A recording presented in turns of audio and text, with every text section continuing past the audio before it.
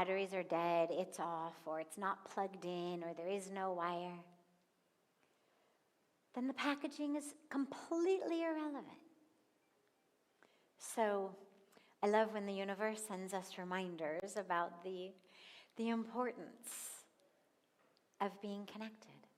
Doesn't do me any good to have a nice quality microphone system if it's not actually connected to the source.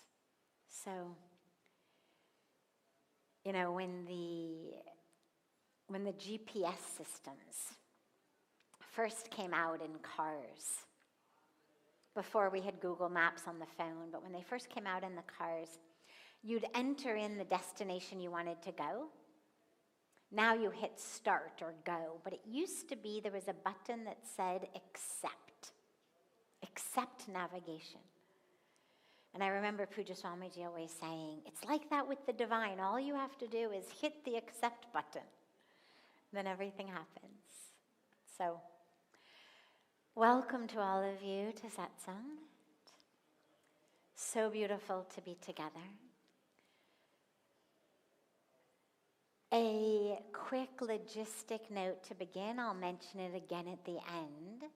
But I will not be here for satsang for the next 2 evenings. I have to travel to Calcutta tomorrow, and I'll be back late night of the 26th, but I'll be back after satsang. So we'll skip 2 nights, 25th and 26th, and we will gather together on the 27th. Starting, as always, with a question that comes in advance from our family joining through the internet, and then we open it up to any questions that anyone here has.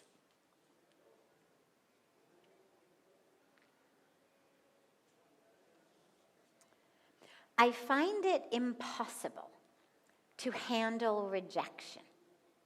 I understand it's a natural situation, but how do I accept and forgive people who have wronged me?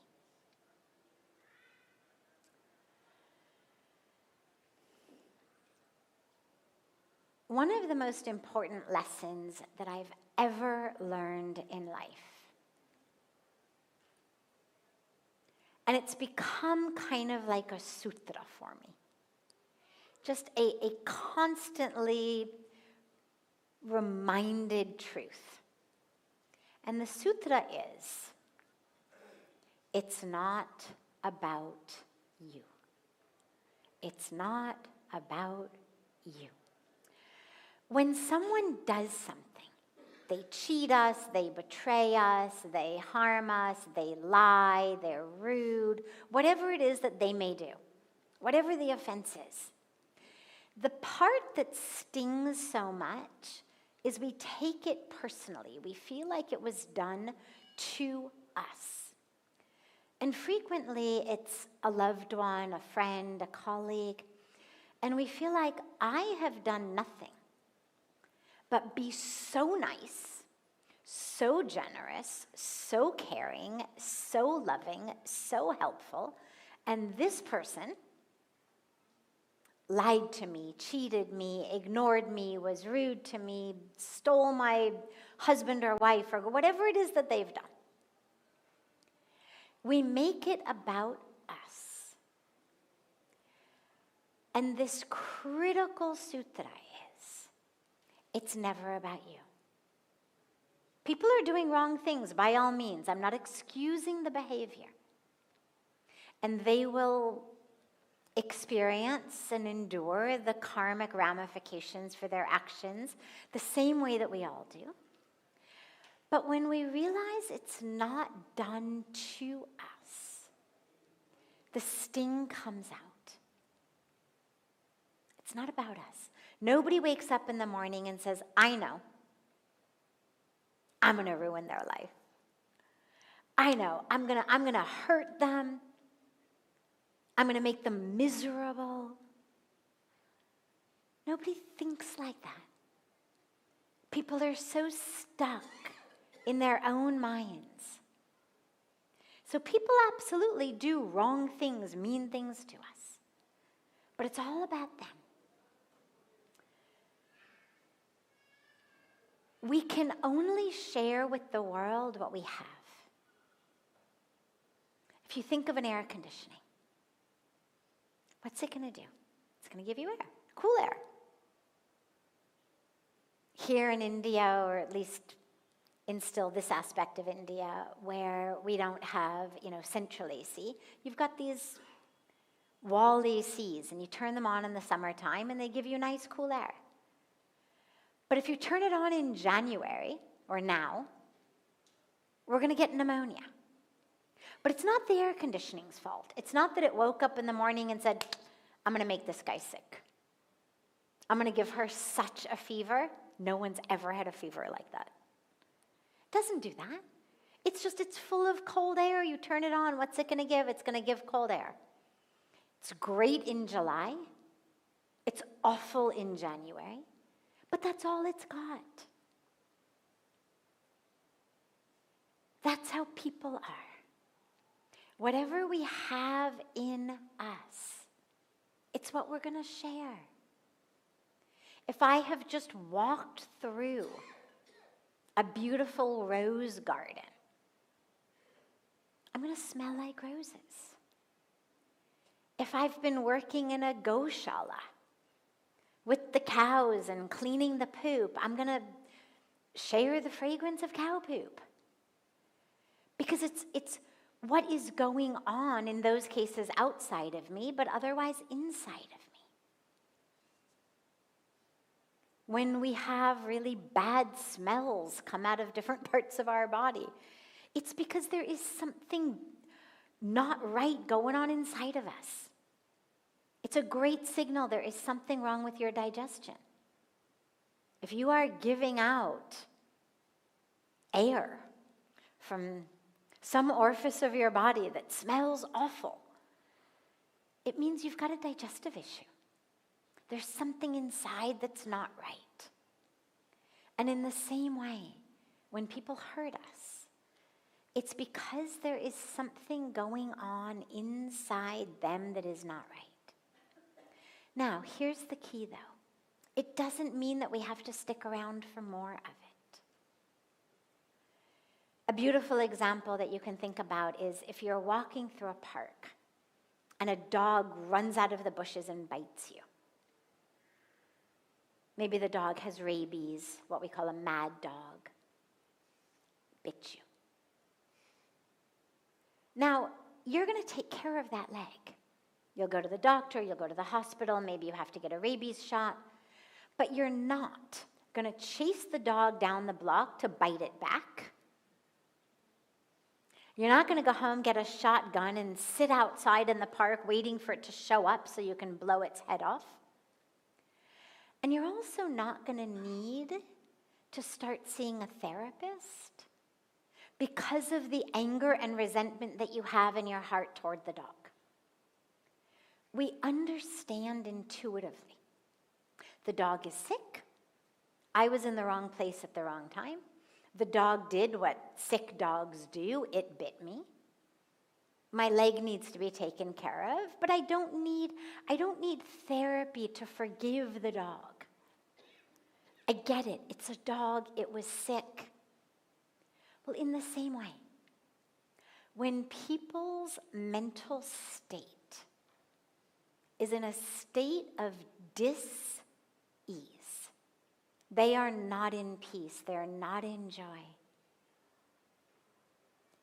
They literally and metaphorically bite us, not because they intended to, but because they are in a state of dis-ease inside.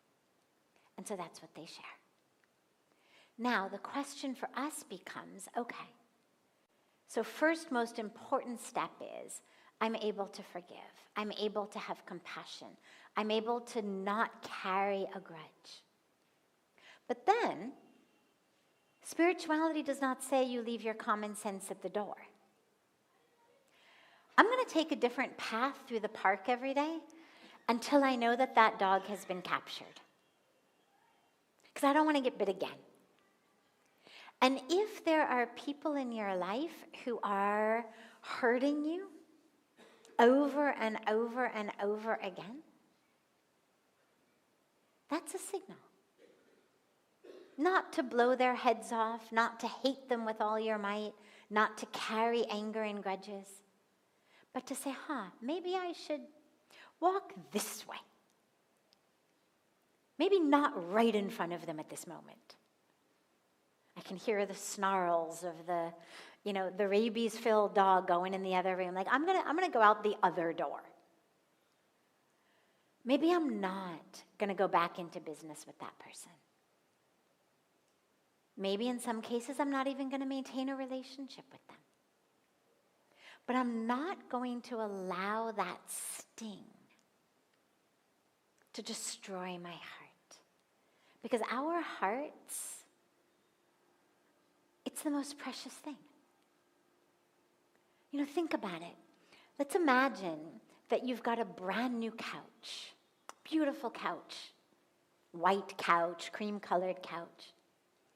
And your friend comes over and sits on the couch with you, and you go in the kitchen and you make them a beautiful piping hot cup of tea or coffee. And the friend spills it on your couch. Okay? On purpose, by accident, you have no idea.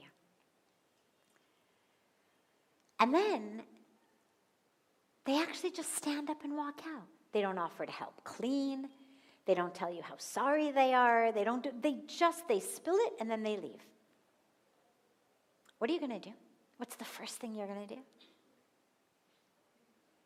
Clean the couch, exactly.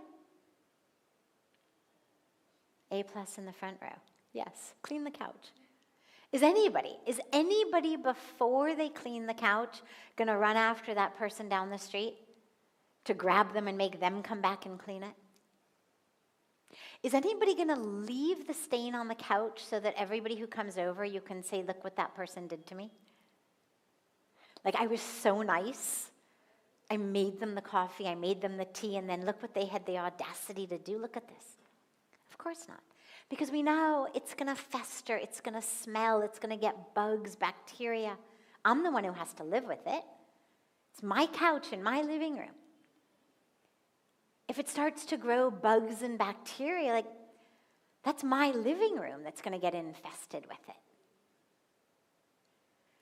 When we are so instinctively intelligent about our couches and our living rooms, we have to be that intelligent about our hearts. Somebody hurts our heart, the very first thing we need to do is we forgive, we let go, we find compassion.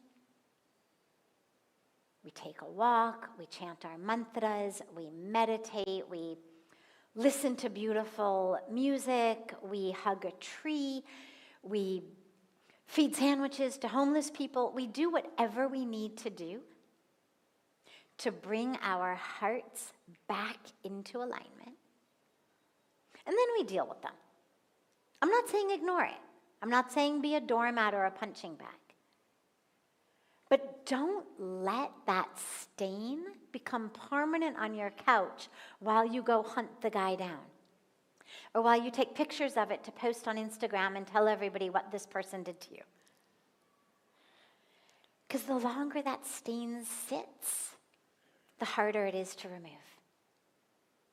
On the couch and in our hearts. So first thing we do, clean the heart. Because you can always get another couch, but we've always only got one heart. So we clean it, we clean it, we clean it. And then we make a decision. From a place of calmness, of centering, of grounding, of connection. Was it accidental? Was it on purpose? How did it happen? What does it mean about moving forward with this person? But we do that only once we have freed ourselves and the heart from it. Don't carry it. Your life is way too precious. Your heart, your spiritual path is way too precious to hand over so easily to somebody else's ignorance, ego, fear, confusion, karmic package, whatever it may be. So we take care of that first. Yeah, great question. Any questions that anyone here has? There's a microphone right in the center of the room. Don't be shy. Yes, please.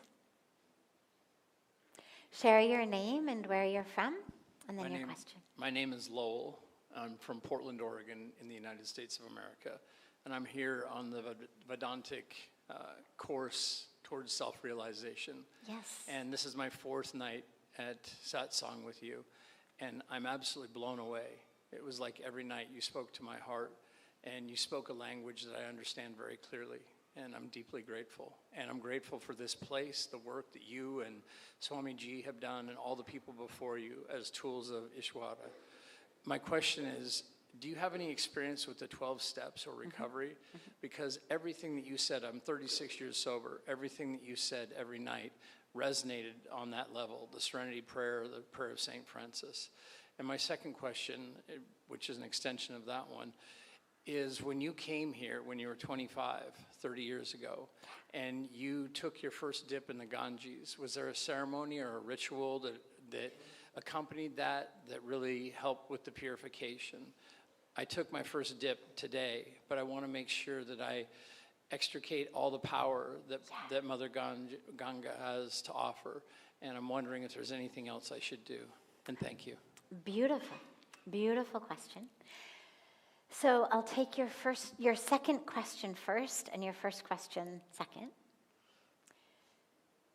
For me, on a personal level, my experience with Ganga was so full and so transformative. The moment I laid eyes on her, before I even put a toe, let alone my entire body in her, that by the time I got in her waters, several days later, I remember feeling like there was just a little part of my brain that kept reminding me to hold on to the chain, because I was in such a state of ecstatic union with her and so ready to give up everything I had in order to be here and to be with her, that what I remember most about my first bath in Ganga, and for which I'm so deeply grateful 30 years later, is that I still had enough cognitive capacity and common sense left in the midst of that, like, soupy brain of first spiritual, powerful experience to actually keep holding on to the chain. Because I remember thinking, oh, this is so great. Now I can just give her my whole body. And thankfully, there was a part of my brain that was like, just keep holding on. Just keep holding on. Because it literally felt so easy and even so enticing to just let go. And I'm obviously so glad that I didn't on a literal level and that I'm still here. And yet on a spiritual level, what I've learned over the past 30 years is you don't actually have to give her your body in order to let go. And that actually the letting go works so much better when you keep your body, because then you can let go of the rest. In terms of the rituals, there's no rituals required whatsoever. That being said, it might actually be really nice. We could organize happily for all of the students in the course tomorrow to have another bath, maybe with beautiful chanting by our Rishu Kumars. You can have a mantra bath in Ganga. I'll talk to Gayatriji about that. But that's much more just for the beautiful experience. In terms of the spiritual power, It's all just about an offering to her. Just an offering. Yeah, she's going to automatically wash away the, dirt and smell on our bodies. But how much from within? How much of the games and the attachments and the illusions and the separations and the grudges and the stories that we have inside, how much of that can you let go of? And that becomes the key.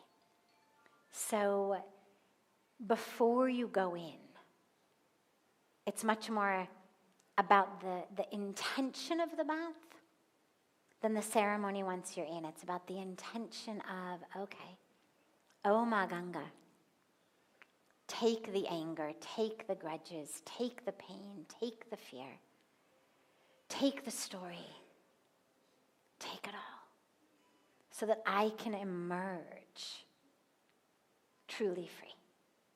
That's what we were talking about in Aarti tonight, that ultimate freedom. Your first question regarding the 12 steps, I have an interesting experience with it. It is not my experience with it that leads me actually about the Serenity Prayer and the prayer of St. Francis of Assisi. All of that has come from other places. But I have had a beautiful opportunity to work with many, many, many people in various stages of recovery.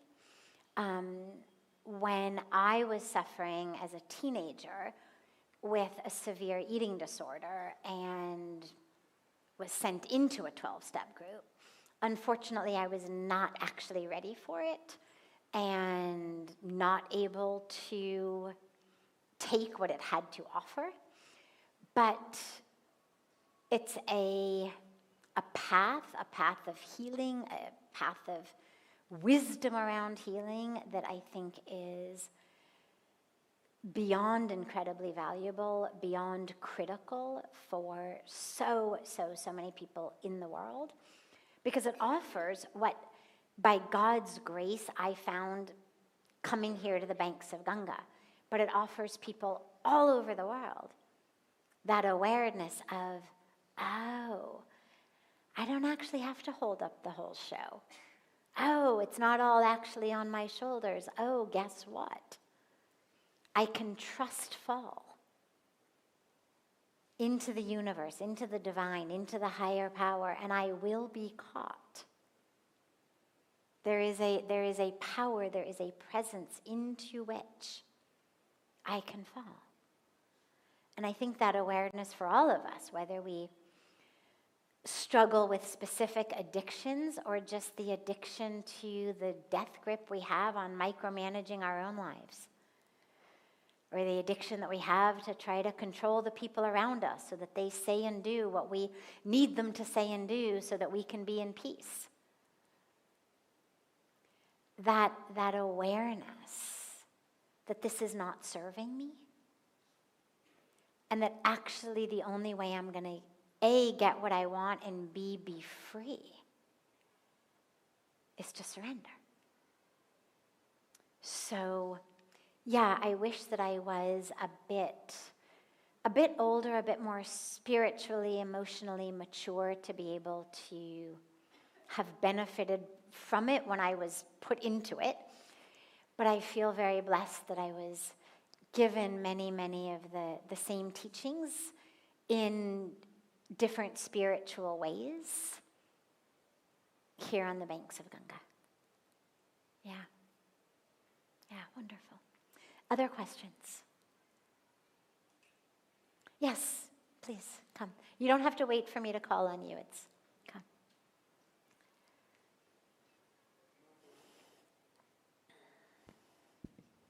Pranam. My name is Ashish Dwivedi and I am from Prayagraj, Uttar Pradesh. I just want to ask a simple question, and this question is in my mind for the last 20 years. Why God has created this universe?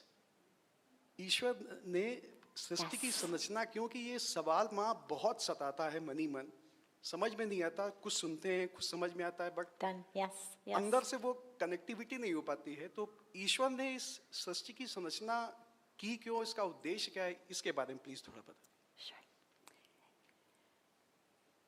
आज ही हम इसके बारे में बात कर रहे थे वो वेदांता students के साथ. But it's a perennial question. Why are we here? What's the point? Well, it's beneficial to know that in Sanskrit, the word for all of this is lila. And lila means drama. Not in a negative way. Not in like, don't be a drama queen, not like that, but in a way of it is a creation like a stage play. There are scenes, there are acts, there's a curtain, we have roles, we have costumes, there are set designs. But it's a drama in which the divine, in this case we speak of the creator as Brahma, is the director, producer, casting director, costume director, makeup artist, script writer, all of that. And we are handed roles. And it's a very natural and understandable and common question. Why? Well, as I was sharing with the students of our course today, I cannot tell you that I have this on 100% authority. It's not like God spoke to me and said, hey, if anybody asks you this question, here's why I did it. But over the almost 30 years of being here and hearing many, many different answers to it, there's only one answer that makes sense to me on a deep personal level. And that answer, as we were talking about earlier today with some of you, is the joy that comes from two becoming one. When we are in relationship, frequently romantic relationships, but not only those, very, very frequently we find ourselves creating disagreement, just because on some unconscious, subconscious level, we were bored. And so we decide to kind of stir things up a little bit. And when you look back on those fights, nobody can remember actually what you were fighting about. Some little nothing thing. But we start a fight. Why? And again, it all happens very, very subconsciously, even unconsciously. But we do it because the boredom that a lot of us who have addictions to drama have is things are just too good and normal, and we want there to be some excitement. But more than that, what we want is the passionate joy of making up at the end of the fight. So it should never be a big enough fight that you end up like getting a divorce or breaking up over, but just big enough that you have a few moments of time of separation. I hate you, you're mean, I won't talk to you, I won't see you. And then, a couple hours later, a day later, you make up. And it's so sweet, and it's so beautiful. And the oneness that you feel in coming back together, ironically, is more than the oneness that we felt before we started the fight in the first place. And that's why we do it. Because we know from the past, oh, if we could just have a fight, then we would have this passionate makeup. And then things would feel really good again. Then I wouldn't be bored. Then we'd come back together. And given that we are created by the Creator, when we think about the Creator as Brahma or of the Creator, as we get into more of a non-dual aspect, either way, it doesn't surprise me at all that if we have that feeling of longing for two becoming one. That we could arise from a divine creative element that at some point also wanted to feel the coming back together. And so there was this artificial one becoming many, but not actually becoming many, just thinking that we are many, forgetting that we are one. Like when we get in a fight with a loved one, we're still one, but we temporarily forget that as we get stuck in our egos. So one became the illusion of many as we were given bodies with minds, with egos, with ignorance, with forgetfulness. As Maya came into the picture, we got wrapped up in the veil of Maya. And then it is this return to source, return back. And that experience that we feel when we experience the divine, whether it's a state of total enlightenment, awakening, or whether it's just a sacred divine moment in meditation or in kirtan or in arti or looking up at the stars in the sky, and maybe it only lasts a moment, but it's exquisite. And if we feel that, it seems like it's certainly very possible that God could be feeling that as well. And that exquisiteness of coming back together is the very best explanation that I've heard for why this entire Leela was created. Yes, great question. Other questions? Yes. And then you. Pale unko.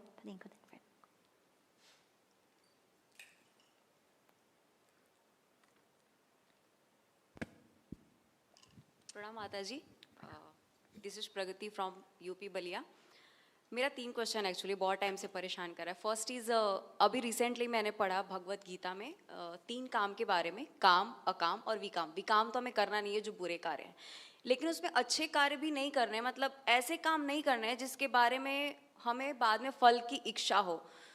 तो life थोड़ी सी मतलब normal नहीं हो जाएगी कि अगर हम सोचे ही ना कि हमें क्या मिलने वाला है तो काम करने का मन ही नहीं करेगा. तो इसको कैसे हम समझे. दूसरा आलस के बारे में, हम आलस क्यों करते हैं और इसको क्यों दूर करें, कैसे दूर करें, सॉरी. और आजकल ना भगवान को बहुत लेकर के सेलेक्टिव हो गए हैं लोग कि कैसे सेलेक्ट करें. कुछ लोग कहते हैं कृष्णा इज़ बेटर, कुछ लोग कहते हैं भोले बाबा इज़ बेटर. तो भगवान को कैसे सेलेक्ट करें ताकि हम किसी एक शक्ति को, एक पावर को ध्यान में रख करके उनकी आराधना करें. तो 3 क्वेश्चंस हैं. Done. Okay. So I will translate them. She asked 3 questions. I'm not sure we're going to get to all 3, but we'll take one of them and then move on. One of her questions was she's been reading the Bhagavad Gita, and so these are questions that have arisen from her spiritual path. And she says, you know, in the Bhagavad Gita, we're told that we're basically not supposed to do anything, even good things, because we get karmic fruit from them. And when you get karmic fruit, well, then we have to keep coming back lifetime after lifetime. That's the teaching. It's not that Krishna says don't do anything. In fact, the Bhagavad Gita is a treatise on doing. He's unequivocal, stand up and do. But the teaching is very powerful and very subtle, because when he's speaking to Arjuna about karma and reincarnation, Arjuna basically says, I'm not going to fight this war because I don't want the bad karma, the negative karma that's going to accrue. So Bhagavan Krishna basically says, well, look, even if you run off into the mountains, you're still accruing karma. Not doing what you're supposed to do is still an action. In English, we would say it's an act of commission versus an act of omission. If somebody falls on the ground in front of me and I bend down to pick them up, that's an action. If somebody falls down on the ground in front of me and I don't bend down to pick them up, that's also an action. And I'm getting karmic fruit for both. There's a huge myth and misconception spiritually around the, don't bend down to help somebody up because that's just going to make you stuck karmically. And it's a complete misunderstanding. Because not doing what you should do, like help somebody up who has fallen down on the road in front of you, is an action. If you have the capacity to feed somebody who's dying of starvation in front of you and you don't, that's an action. And you are absolutely accruing karmic fruit for that. The only difference between these is the fruit sweet? I helped the guy up. Is the fruit bitter? I stepped over him and continued on my way. But we're getting fruit for both. So then Arjun says, and takes it a step farther, he says, well, then what's the way out? If everything I do acquires karmic fruit, and I have to keep coming back lifetime after lifetime to clear these karmic bank accounts, to essentially eat my entire plate full of, karmic food. It's like mothers say, you can't get up from the table till your plate is empty. It's like that. No ultimate moksha for you until your karmic plate is over. So Arjun says, well, then how? Then what? And this is the answer. And it's one of the most beautiful teachings. Bhagavan Krishna says, realize that you're not the doer. Tum kuch nahi kar rahe ho. Main kar raha hu sab. तुम बस निमित्त हो वो निमित्त मात्र भाव से जियो. If you think you are the doer, you are going to accrue the karmic fruit. And it's going to bind you. The sweet stuff, that's the metaphoric golden cage. The bitter stuff, the metaphoric iron cage. But either way, you're stuck. But when you realize you are just an instrument in the hands of the divine, then you are free. Then you are free. Ye nimit matra bhav, that awareness, I am just an instrument.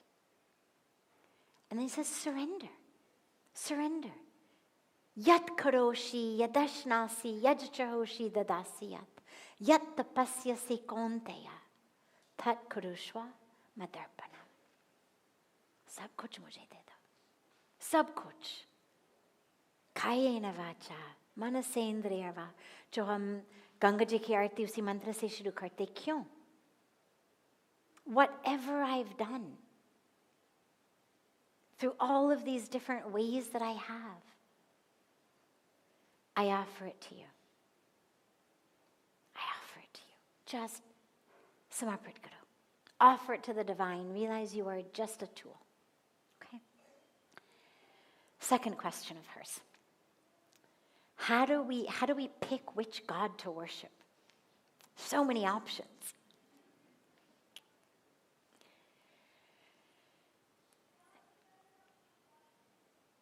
God is one.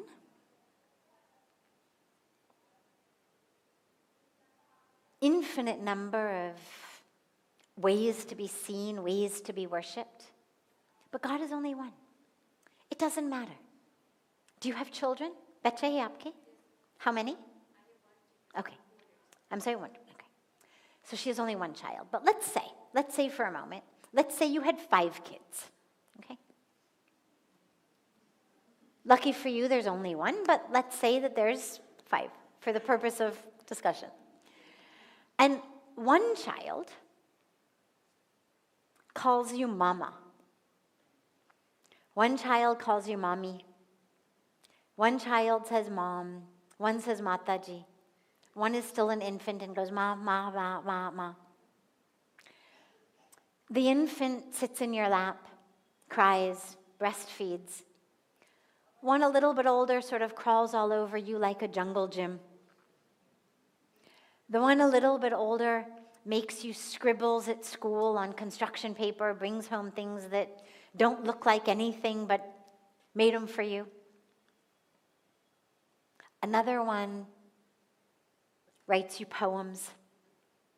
The older one raids your closet, wears all your clothes, steals your shoes. Do you love one of them more than the other? Do you care? Would you ever imagine saying to the other ones, Hari, mommy kaise bol rahe? Uski tarah mom bolo. No, we don't care. We want our child to speak to us, whatever word they use. We want them to love us. However, they're breastfeeding, they're crawling all over me like a jungle gym, they're stealing my shoes. Doesn't matter. They're just different ways of seeing us, of loving us. So if one mother is able to be seen and loved in so many different ways, think about God, infinite. I mean, even us in our lives, we play so many different roles. Right? You wear certain clothes at home and घर वाले आपको या mummy बोलते हैं, या honey बोलते हैं, या beta बोलते हैं. You go out, they call you madam, Mrs., whatever. Your friends call you by your first name. Different clothes based on who you're going with, where you're going. Different relationships, different costumes, different names. This is how the divine is. Throughout history, there have been different times in which a presence of the divine in a different form has been needed to restore dharma, to restore light to the darkness. And with so many of us and different characteristics, we want something different. Paramahansa Ramakrishna used to give this beautiful example. He said, you know, a mother, all she wants is that her children should eat the vegetables. She's making spinach, her children should eat spinach. One child likes the spinach breaded and then fried. Another child likes the spinach, raw like a salad. Another one likes the spinach sautéed. She's fully and happily prepared to cook spinach 5 different ways so that all 5 of her children will eat their spinach. If one mother has such compassion, such ability to adjust and adapt based on the different preferences and characteristics of her children, well, surely God is happy to be seen, worshipped, loved in different ways, different forms, and also formless. Different names, also nameless. By different people with different inclinations, different challenges, different needs, different cultures, different sanskaras. So it doesn't matter. Choose anyone. But choose one you can love fully. That you can just love with all your heart. And in that one, you will get them all. It's not like Hanumanji is going to say, well, to main nahi aa raha hu, kyunki aap to Om Namah Shivaya ka mantra bol rahe hain. To main nahi aa raha hu aapke paas. Aise nahi. Any mantra, any prayer, any connection, and we get that fullness of the divine. Okay. Yes. Beautiful, beautiful. We will take one more question, and this young man has had his hand up since the beginning. Yes, please.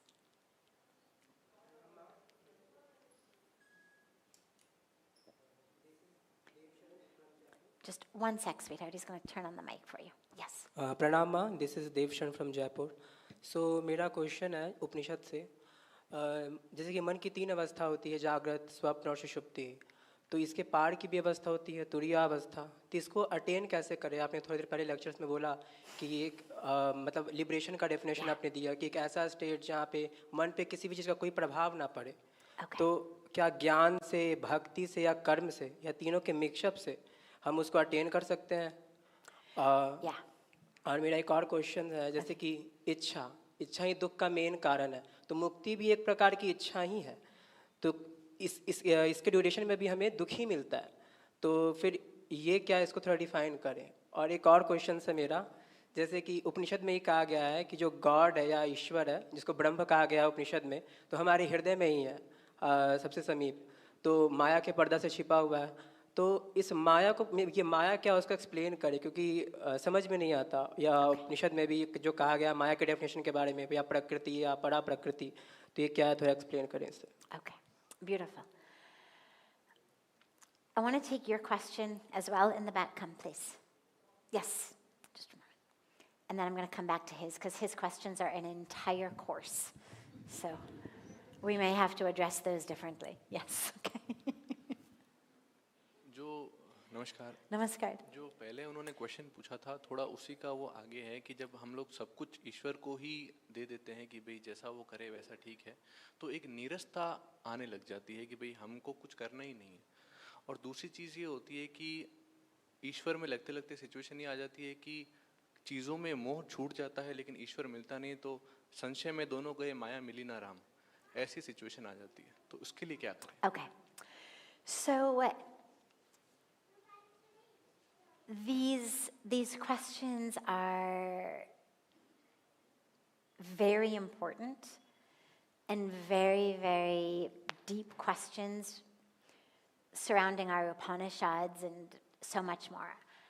I'm going to do this. मैं इसका 1-2 point संक्षेप में अभी share करें.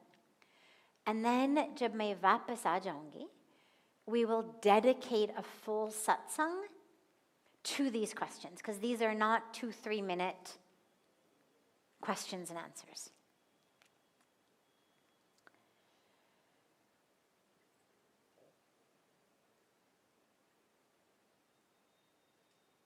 This question, well, I'll give it in English.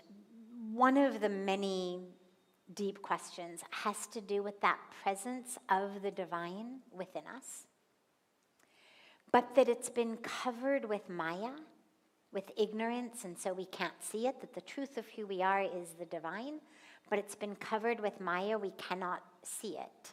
And so what to do? How do we free ourselves? So, staying with the Upanishads, we have actually a beautiful story of a young boy named Nachiketa, who goes to Yamraj, the Lord of Death. And it's a long story, I won't go into all of it now, but it's a very sweet story. And he goes to Yamraj for exactly this. How do I transcend?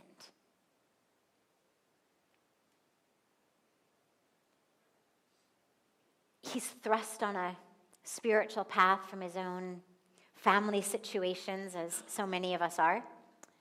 And he ends up there, and Yamaraj does something very interesting. First, he tries to entice him with all the other good things of the world. He's like, you don't want to know that. You're a young kid. Come on, let me give you a baseball mitt. Let me, get you a signed cricket ball of like the best cricket player ever. Let me give you these things that you're going to love. But Nachiketa says no. He refuses all of the other promises of money and success and fame and name and this and that, and he wants none of it. And finally, when Yamraj is convinced that really this child is very sincere, and he actually has no other option, because he's forced Nachiketa to wait at his home looked after, which is considered a huge sin in a culture where we say the guest is the divine, Atiti Devo Bhava. So he has to give him what he wants. And the answer that he gives him is, there's two paths in life. And based on which path we walk, we either end up more and more stuck, or we end up transcending and free. And the path of Shreya and the path of Preya. The path of Preya, or Preya, some people say Shreyas and Preya, some say Shreya, Preya. The path of Preya is a path of pleasure. It's decanism, it's hedonism, it's the he who dies with the most toys wins, eat, drink, and be merry kind of life philosophy. You get the pleasure and you burn out. The path of Shreya is the path of purity. It's the path of going in, going in, going in. It's not that you can't have nice things in the world, but as we talk about so frequently in satsang, it means you're not focused on those. Those are not your highest goal. You're not running after or chasing after. You're not grabbing. And when you choose that path of spiritual devotion, and you go in, and you go in, and you go in through meditation, and you go in through prayer, and you go in through yoga, and you go in through jnana, through bhakti, through karma, through Raja Yoga, through all of the different ways that we have of going in and purifying, then that is how we experience it. And that speaks also to his first question, which had to do with what's called Turiya, which I just want to say before I answer this, and we'll end with this. This is literally the stuff, even just the concept of Turiya, that you could take an entire year advanced course in. So do not think, those of you who are new to this, do not think that I am giving the fullness of it to you in 2 minutes. I'm giving you a drop, the beginning of a drop.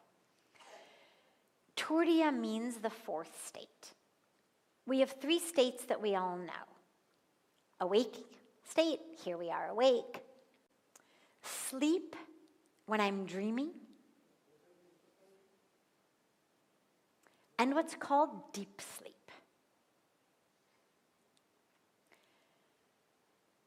Deep sleep is the state where we have no conscious awareness of being there,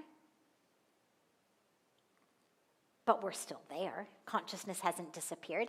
And interestingly, when we wake up in the morning, we're able to look and notice it was a good sleep, it wasn't a good sleep. There is some awareness, even though we were not aware of being aware while we were in deep sleep.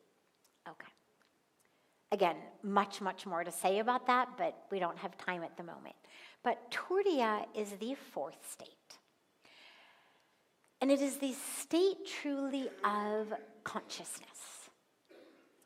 Attaining experience Turiya is the state of experiencing consciousness itself.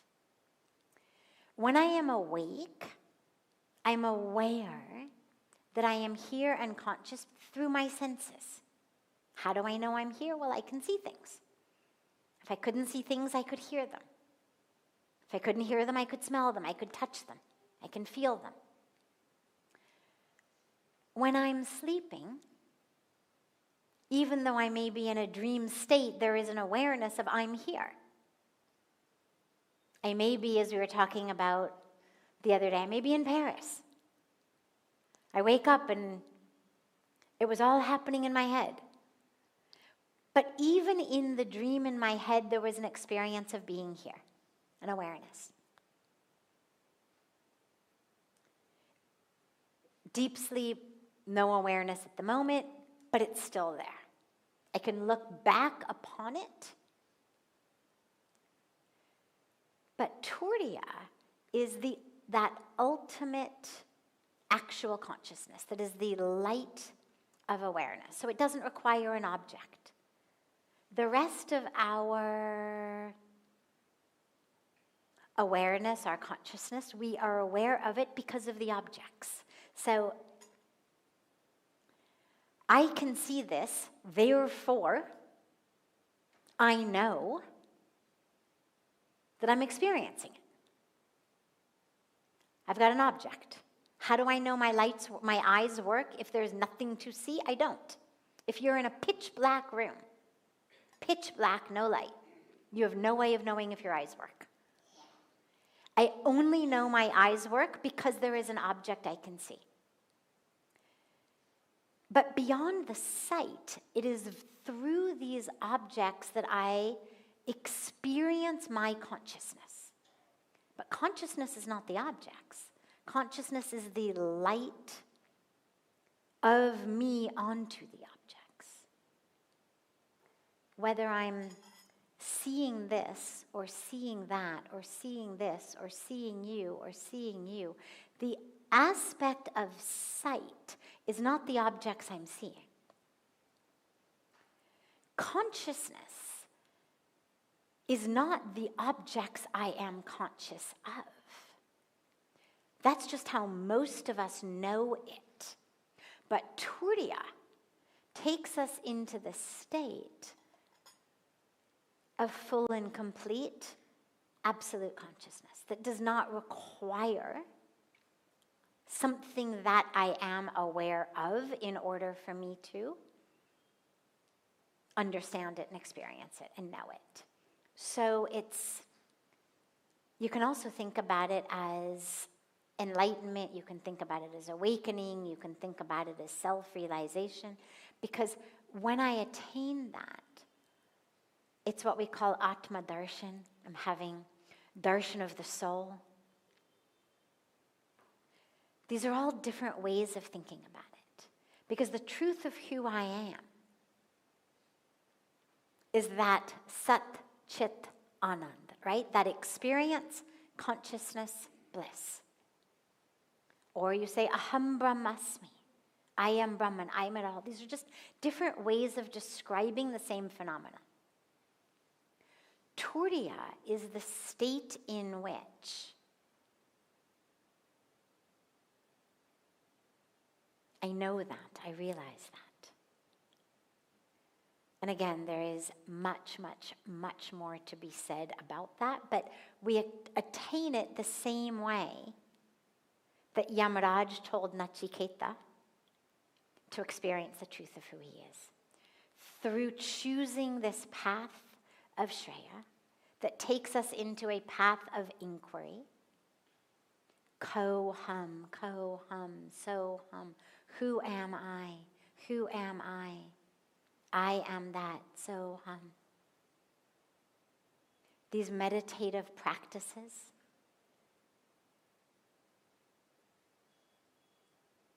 the prayer, the seva, all of this, it works to purify our minds. There's different aspects of the mind and different paths that help us to purify those different problems of the mind. We can talk more about that also when I'm back. But for now, go in, go in, go in.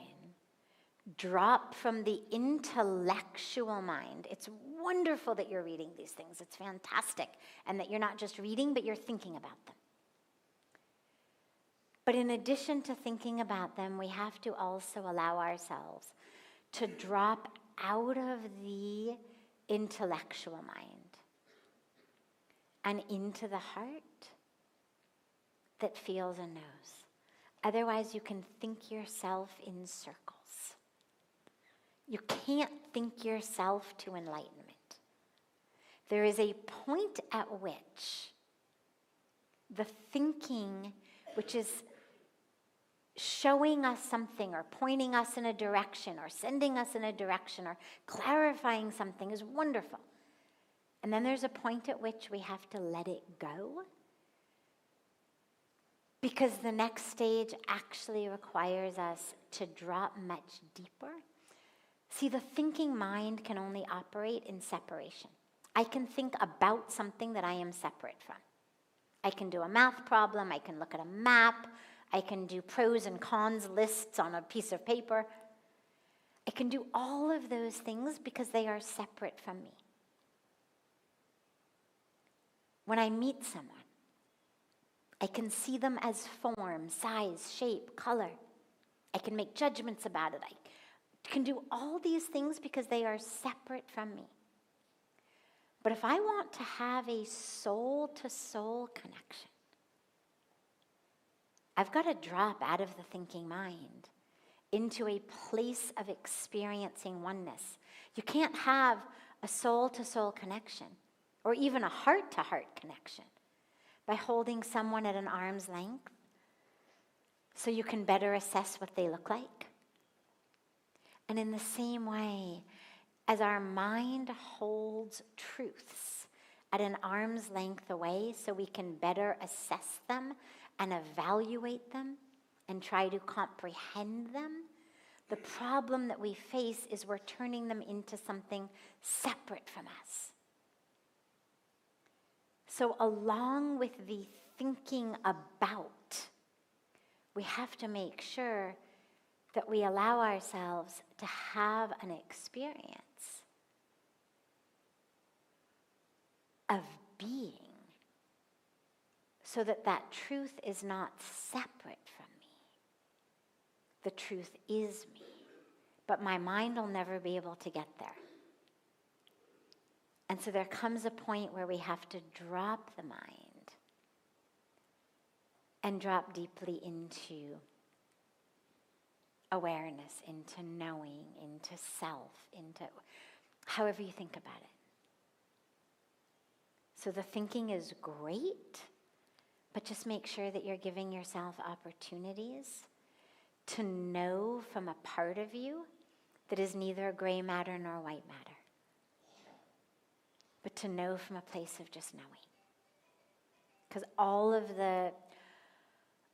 the mental gymnastics that your gray matter and white matter is going to do, it might get you to a point where you could write a book on all this stuff. But it's not going to allow you to actually experience it until you drop deeply. So this is where the practice is really important. And you're in exactly the right place. Go sit on the banks of Ganga. Give her all your questions. And just let her fill you with not the words of the answers, but the experience of the answers. Okay? We're out of time, but I want to end with just a quick personal story about this. So when I first met Pujya Swamiji, he gave darshan at that time twice a day. 10:30 to 11:30 in the morning and 4:30 to 5:30 in the afternoon. And I would go and I would sit. It was almost all in Hindi. I didn't speak a word, but I just wanted to be in his presence, and I would go and sit. And finally, one time, he had more time left in the hour,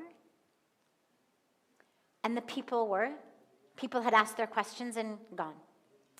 And so he turned to me and he said, yes. And I couldn't think of a question. And I was an A+ academic. I was the type of kid who sat in the front row of 8 o'clock in the morning lecture halls with a question. So for me not to be able to think of a question was inconceivable, and I was super embarrassed. I mean, I was mortified, like, oh my God, he must think I'm an idiot. And so when I was in my room later that night, I wrote down questions. Oh, but before that, hang on, I skipped a part. So in my room that night, I made a list of questions, but I remembered them. The next day, I was like, okay, I'm going to go and ask them. And I get in there, and I've got my mental list of questions, and he turns to me, and he says, yes. And I cannot remember one. Now, I'm also someone who can do, like, memory party tricks. and had always been like that. I've got kind of a photographic memory. It was how I managed to get through school. And yet I can't remember anything. I was like, okay, now he's really going to think I'm an idiot. And I was so embarrassed. So I decide the next day, okay, I'm going to bring my list with me. And I used to have one of those really small little cloth purses. And in my purse, all I ever carried with me was my room key, chapstick, and like 10 rupees if I needed to, if I wanted a cup of tea in the market or something. So it wasn't like I had a purse full of things. I stick my list in the purse, I zip it up, I walk from my room to his darshan room. He finishes the rest, he looks at me, he says, yes, and I'm so proud of myself because I'm gonna ask all my questions now. And they were good questions, like they were questions I was proud of. And so I open my purse, and the paper's not there. Now, it's a purse that's like this big, and there's no pockets. I mean, it was a 100 rupee purse. There's no pockets, there's no nothing, but there's also not a hole in it. My keys are there, my chapstick's there, my 10 rupees is there. My list isn't there. And I vividly remembered not 10 minutes earlier sticking my list in there. It's not there. I say to him, and I'm turning all shades of bright, pink and red and orange and purple. And I say, I'm so sorry, it must have fallen out somewhere along the way. Can you give me like 2 minutes to just go find my list? He says, sure. So I run back out of his office and I'm retracing my steps and it's not there in the pathway, and I go into my room and I'm searching for it, and I literally pull the sheets off my bed. I pull the pillowcase off my pillow, like somehow my list got in my mattress, and it's nowhere.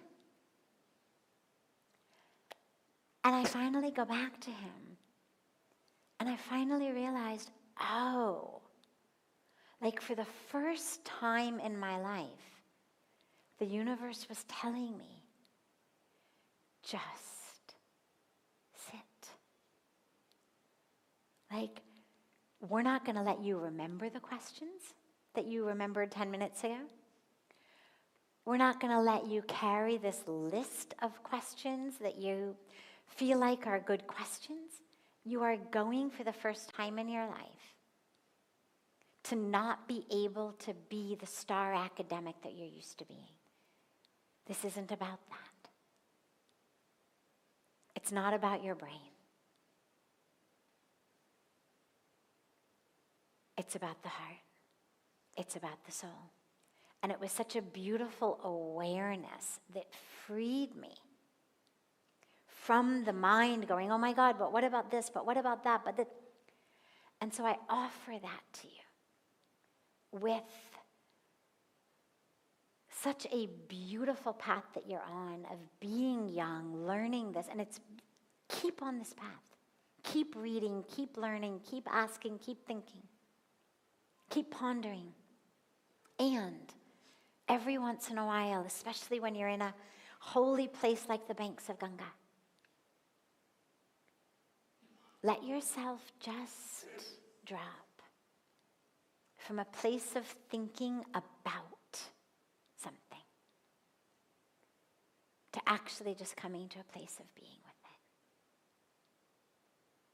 it. And when I come back in a couple of days, you can tell me how that goes, and then we'll take up the rest of it when I'm back. Wonderful. Wonderful.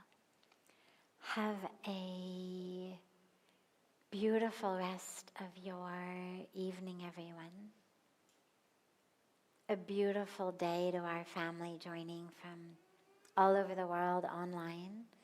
And again, as I mentioned in the very beginning, but just for anyone who came in late, I will not be here the next 2 days. I am going to Calcutta. I will be back late night 26th. We will be gathering for satsang again on the 27th. Today is Wednesday? Tuesday? Today's Wednesday. Today's Wednesday. So Thursday, Friday, I'm out. I will see you all on Saturday. Have a beautiful, beautiful couple of days.